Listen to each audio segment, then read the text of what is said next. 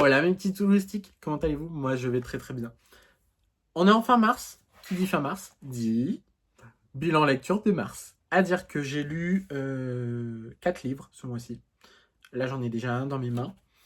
Ils sont tous là, voilà, mes beaux livres. Et du coup nous avons 2, 4, 5 livres de la bibliothèque de ma ville et un livre de ma palle à moi. Mais il y a eu un petit problème avec ce livre. Je vous expliquerai tout ça de toute façon. À tout de suite. Du coup, nous allons commencer directement avec le premier livre que j'ai lu durant le mois de mars. C'est Retour à Berneko de Ginette Kolinska, du coup une rescapée de la Seconde Guerre mondiale. J'adore cette femme vraiment et c'est le premier livre que j'ai lu d'elle. J'en ai un autre que je dois lire, c'est Une vie heureuse, si je me trompe pas, qui est dans ma bibliothèque, juste derrière. Du coup, j'ai mon petit carnet où j'ai écrit les choses, un beau texte que je dois vous dire avec mon avis personnellement aussi dessus. Parce que retenir un texte, je l'ai écrit, j'ai essayé de le retenir, ça n'a pas marché. Du coup, je préfère le lire, je vous préviens, je suis toujours 10. De toute façon, je suis né avec, je mourrai avec. Du coup, je suis dysphasie, les mauvais commentaires, ça bouge. Et bienvenue aux ceux qui sont gentils et courtois dans mes abonnés. Voilà. Dans mes petits loustiques, comme j'aime vous appeler. À dire que ce livre, je l'ai lu en 2h55, bon, sur quelques jours. Je l'ai fini quand j'ai revu une amie dans un parc.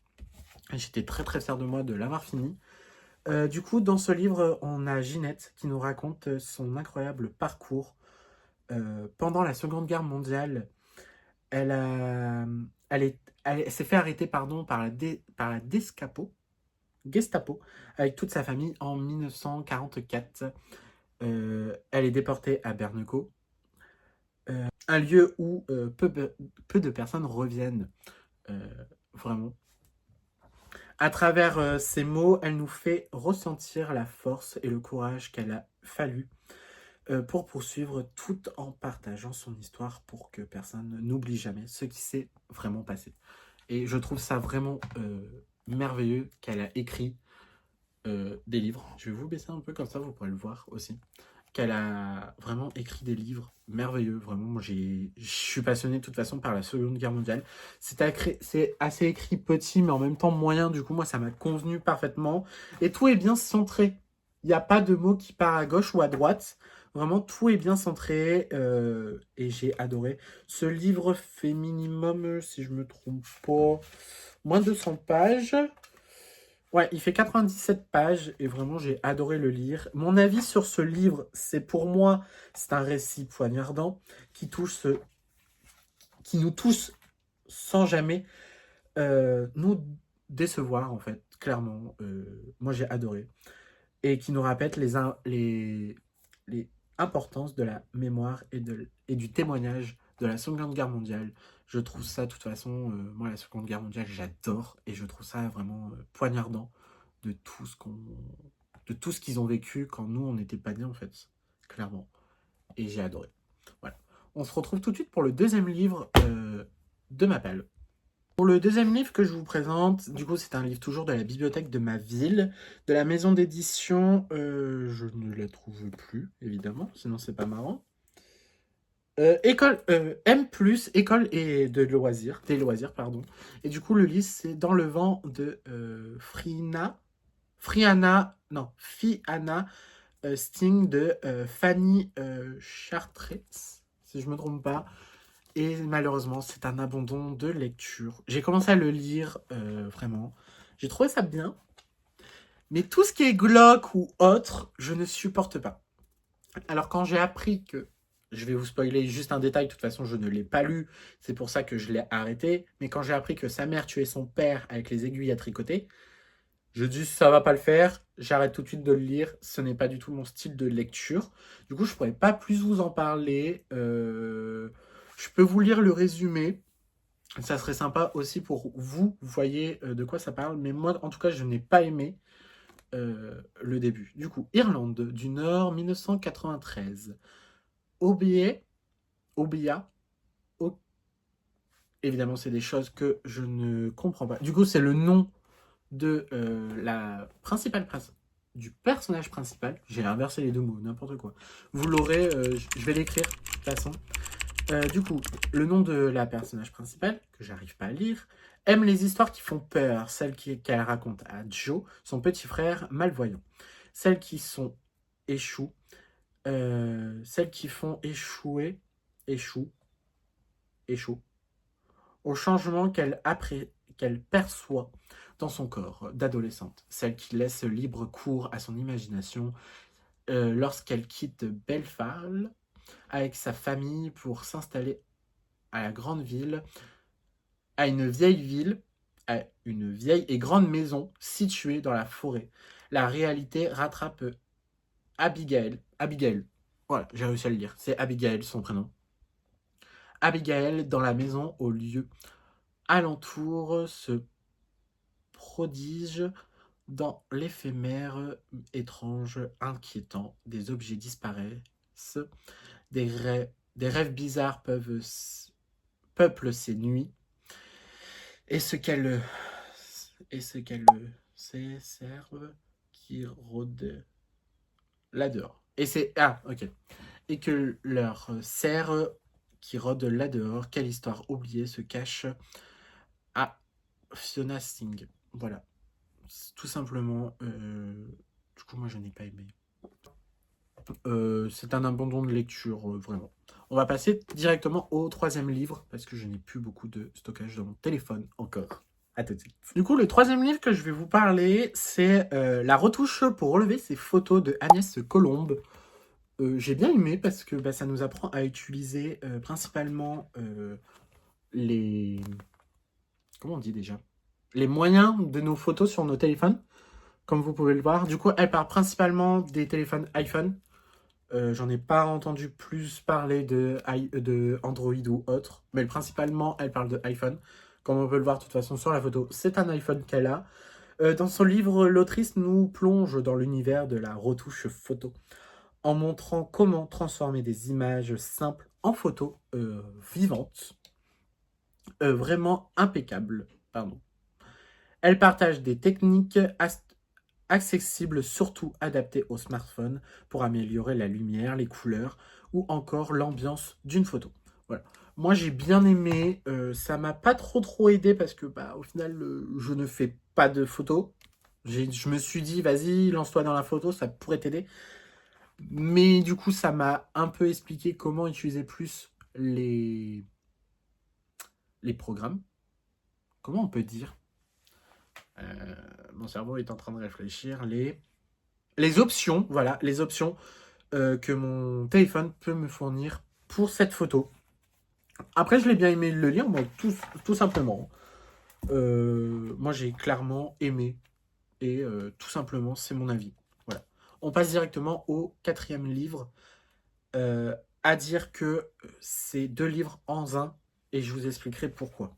Du coup, le dernier livre que j'ai lu, là, hier soir, je l'ai fini hier soir, j'étais très content. Content de le finir, du coup j'ai lu 123 pages, si je me trompe pas, hier soir, et j'étais vraiment très fier. Du coup, de base, je devais lire dans la même journée 2 fois ce livre et ce livre. Du coup, j'ai lu Roi des Cendres. Il voyait un autre monde imaginaire ou folie de K. Engrume, si je me trompe, si je prononce bien, et c'est de la maison d'édition Milan. Et vraiment, j'ai adoré le lire. Et du coup, je devais lire lui et en même temps le lire. Du coup, faire deux lectures en une journée. Lire deux fois, lire lui et lire un autre livre que j'ai commencé, que je n'ai pas fini parce que au final, celui-là m'a capté le plus. Lui, c'est une dark romance. Voilà. La malédiction des roses de K.F. Brennett, si je prononce bien. La malédiction des roses. Je l'avais acheté parce que c'était une réécriture de La Belle et la Bête. Et moi, je suis un très très grand fan de La Belle et la Bête. Du coup, c'est une réécriture très haute et très délicieusement sombre de La Belle et la Bête. Je ne l'ai pas lu. Il est en pause. Voilà. C'était une pause lecture. Il est là dans mon bureau. Je sais que j'ai un livre à lire, mais je ne l'ai pas lu. Voilà, tout simplement. Du coup, il est en pause. Je vais pas plus vous en parler. Je vous en parlerai si vraiment je l'ai lu au mois de avril. Je suis perdu dans les mois vraiment.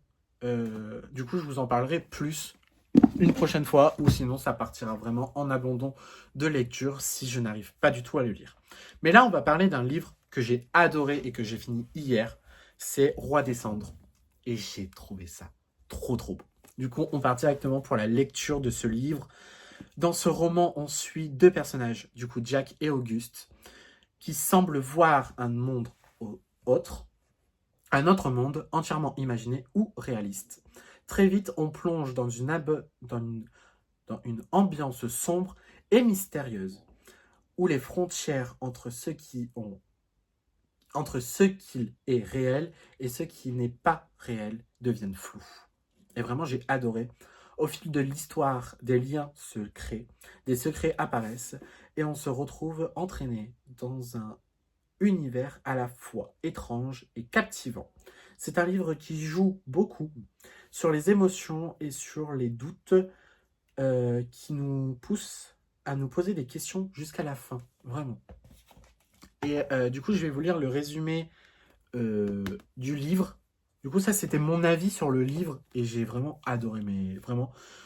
Et vraiment, vous savez pourquoi je l'ai pris à la bibliothèque? C'est parce que j'ai adoré euh, le jaspage, la couleur des pages. En fait, quand on commence avec du blanc et on finit vraiment avec des pages entièrement noires, en fait, vous voyez, je vais faire plutôt comme ça, c'est blanc, et puis d'un coup, on commence à avoir du noir jusqu'à en avoir totalement.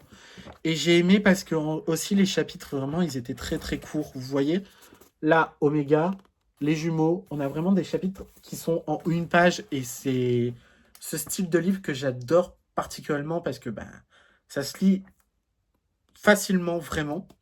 Et du coup, pour le résumé de ce livre, on a Auguste et Jack n'ont jamais fait partie du même monde. Auguste est discret alors que Jack est la star du lycée.